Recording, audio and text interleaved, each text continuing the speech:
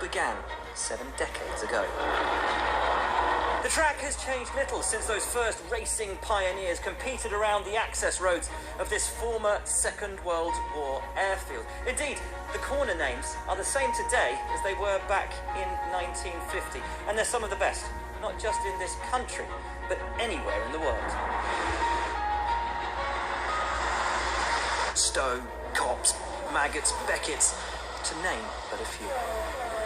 And what's most fascinating of all is that despite tweaks and shifts to the overall design in the past 70 years, the characteristics of almost all these corners has stayed the same, and thus the challenge has remained. Stowe, named for the school beyond the fields behind the track, is and has always been a wickedly fast right-hander, home to many iconic moments.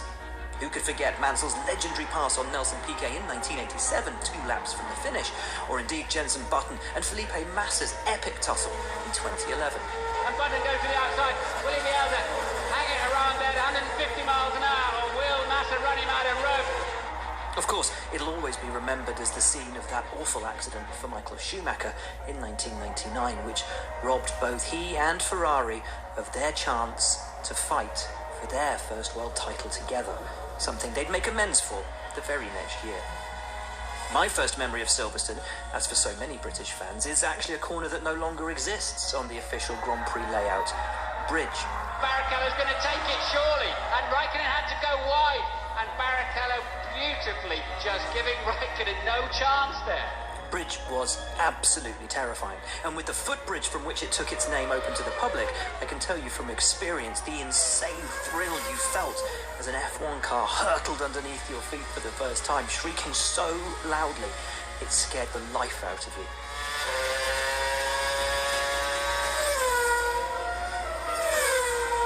It was a huge challenge. Jarno truly had a monstrous crash on the exit in 2004, and if you were brave, or sometimes foolish, you'd probably consider shaping up a rival through its blind exit.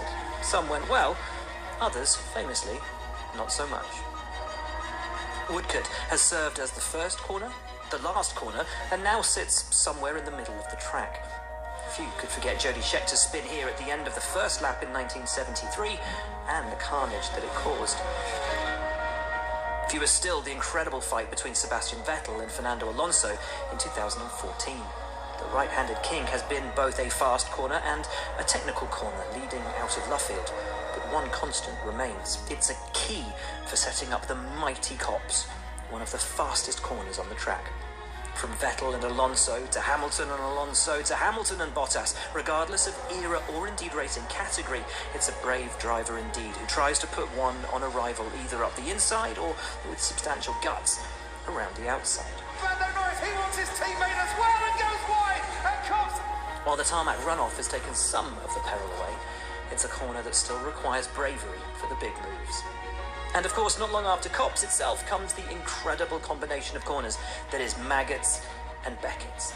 Look at how the speed through here have changed over the past 25 years, and yet the challenge remains for both man and machine. Someone's had a very, very big crash, and it's Danny Kvyat. Throw in Silverstone's challenging weather, and it's a mighty sequence where future stars can, and often do, make a lasting impression. Silverstone, the home of British motorsport and the birthplace of Formula One. While it may look a little bit different than it did 70 years ago, deep down, hasn't really changed at all.